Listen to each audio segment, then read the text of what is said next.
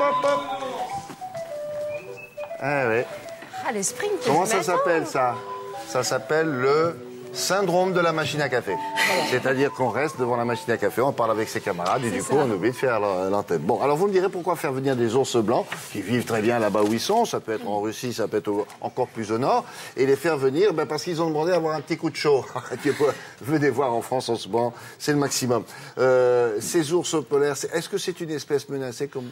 Ah oui, complètement. C'est une espèce qui a été déclarée vulnérable par le Fonds mondial pour la nature.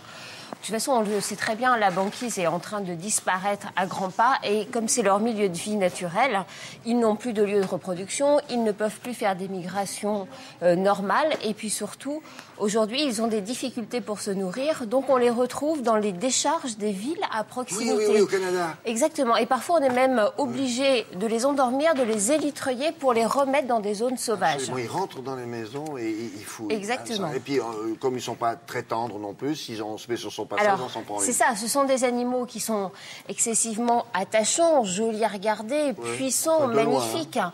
Mais simplement, ce sont des animaux qui sont excessivement dangereux. Ouais. Alors, un parc aquatique bien connu dans le sud de la France, situé à Antibes, spécialisé dans les mammifères marins, accueille 2 nouveaux pensionnaires. Une femelle, Floki, qui est née en Allemagne, et un mâle qui s'appelle Rasputin. Ouais, ça, c'est pas ce qui a fait le mieux de se faire baptiser comme ça, le pauvre. Qui, lui, est né en Russie. Il a les cheveux longs, il est moine et il n'est pas très... Bon, d'accord. C'est ça. Allons-y. Alors, on va les regarder, oui. Voilà, on les regarde évoluer et après, je vous expliquerai tout ce qui a été fait pour les accueillir.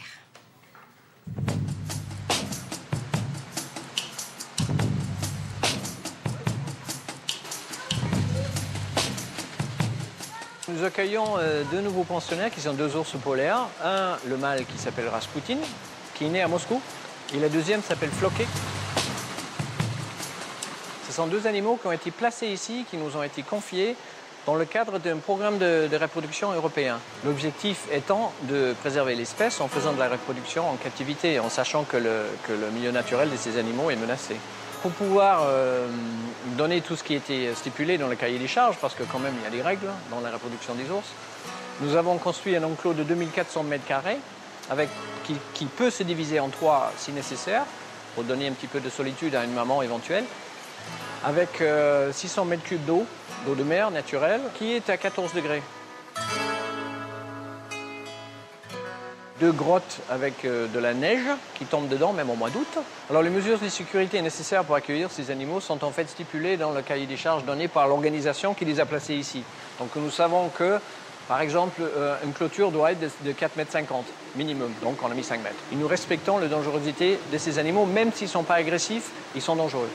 Les autres recommandations de sécurité touchent en fait à la résistance des structures eux-mêmes. Donc ici, vous avez une vitre derrière moi qui n'est pas une vitre, ce n'est pas du verre, c'est de l'acrylique, quand même d'une épaisseur de 10 cm.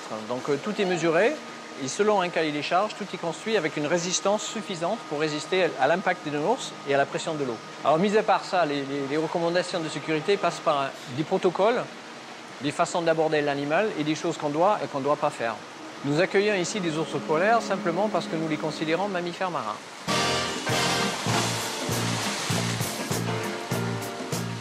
Ils se lèvent vers 5 h du matin. Et la première chose qu'ils aiment faire, c'est d'aller se baigner. Ils se baignent à peu près 8 h jusqu'à midi. L'après-midi, très souvent, ils se mettent soit au soleil, qu'ils aiment bien, soit dans la grotte, et c'est sieste. La particularité de cet animal, comme les cétacés, c'est qu'il s'agit d'un animal intelligent, très intelligent, qui utilise quotidiennement son cerveau, son intelligence pour s'en sortir. Il est donc important de lui vider sa petite dosette d'intelligence qui est nécessaire quotidiennement pour s'en sortir, une fois qu'il se trouve chez nous. Nous avons beaucoup de chance parce que ces animaux sont tout à fait compatibles. Ils vivent très très bien ensemble. Très souvent, ce n'est pas le cas. Le mâle et la femelle vivent à part. Ils se croisent de temps en temps pour faire des bébés. Donc la chance que nous avons, c'est que bientôt, peut-être dans 2 ans, 3 ans, nous pouvons espérer d'avoir des oursons. il a dit à propos des oursons, ils vont attendre. Ils dans s'entendent 2 ans. bien, tout va bien. Alors, bon. ils s'entendent à peu près bien, suffisamment pour avoir des oursons, mais il n'est pas toujours très sympathique avec elle. C'est-à-dire, pourquoi est-ce qu'elle attend pendant qu'il se baigne, lui? Eh ben, parce qu'il veut pas qu'elle aille à l'eau. Voilà, la piscine, Ah, il est sympa. le bassin, Ça ne m'étonne c'est pas pour qu'il lui. s'appelle Rasputin, lui. Finalement, il n'est pas si sympa qu'il en a l'air. Et vous n'aviez jamais vu un ours polaire faire du dos crawlé à Antibes? Merci beaucoup, Natacha. Dans quelques instants, c'est tout à fait autre chose. Michael Dermont recevra la ministre de l'Enseignement supérieur, Valérie Pécresse. À tout à l'heure.